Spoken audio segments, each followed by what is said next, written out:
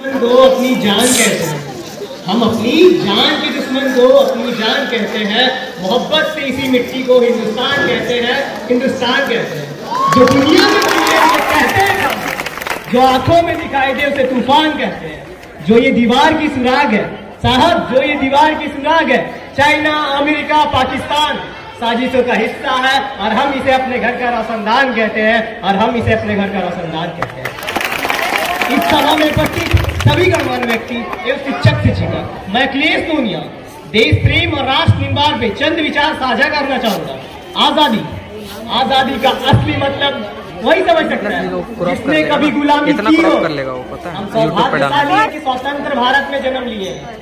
यूं तो आजादी की लो 1857 में ही जल चुकी थी, जो मशाल बन के 1947 में हमारे देश को आजाद कराई।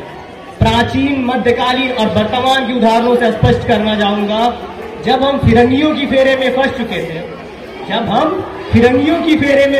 थे, तो रंग दे बसंती चोला की एक आवाज में टोलों के टोलों मराते थे, और उसके वंदे मातरम से आने वाले खून में 5-5 डिग्री का तूफान अंग्रेजी शासकों के जड़ों में तूफान ला देती थी। लोग मर जाते थे, मिट जाते थे, फांसी चढ़ जाते थे। फोन बहुत ज्यादा वो अपनी देशभक्ति साबित कर रहे होते थे, क्योंकि इस दौर की देशभक्ति की कसौटी थी।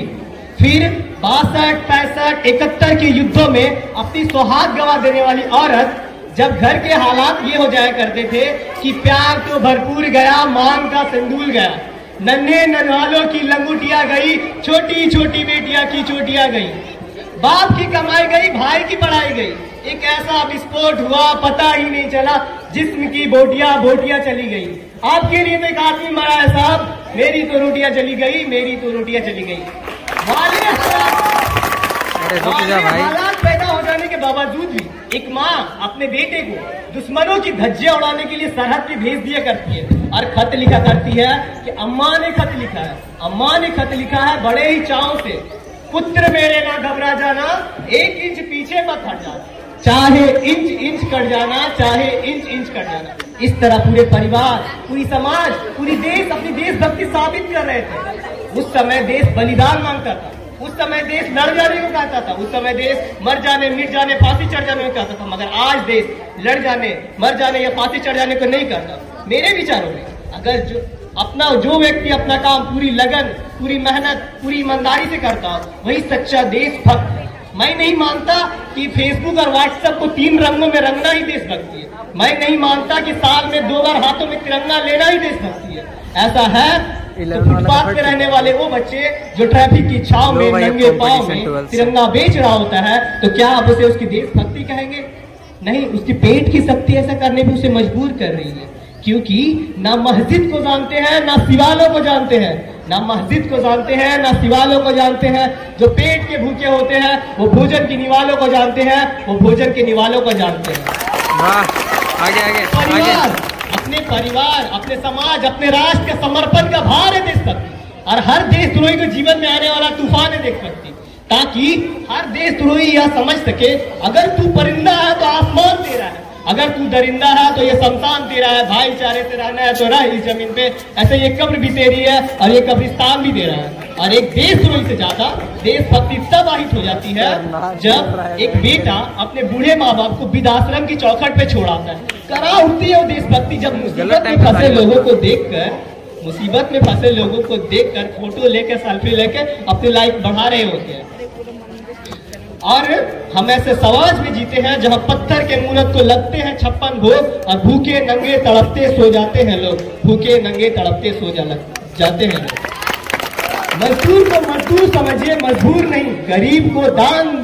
गरीब को काम दीजिए, दान नहीं। दान देने के इच्छुक है तो जीते जी रक्त दान दीजिए, और मरने के बाद अंग दान देके किसी मरते हुए को जीवन दान दीजिए। यही सच्ची देशभक्ति, यही सच्चा राष्ट्र प्रेम है।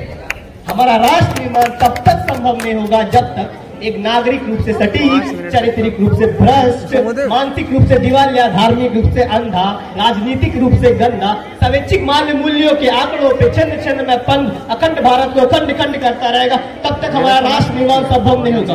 बड़ी बड़ी बातें नहीं, छोटी छोटी कोशिशें करनी होगी, क्योंकि ठोकर हमें पहाड़ों से नहीं पत्थरों से लड़ा करती है।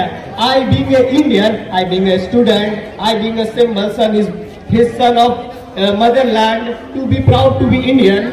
और मैं सल्यूट करता हूँ देश के खड़े हर उस जवान को, इस देश के पुलिस प्रशासन, शिक्षक, किसान और इस देश के हर उस नागरिक से जो अपना काम पूरी लगन, पूरी मेहनत, पूरी ईमानदारी से करता है, जिसके बिना राष्ट्र का कल्पना भी करना असंभव सा लगता है।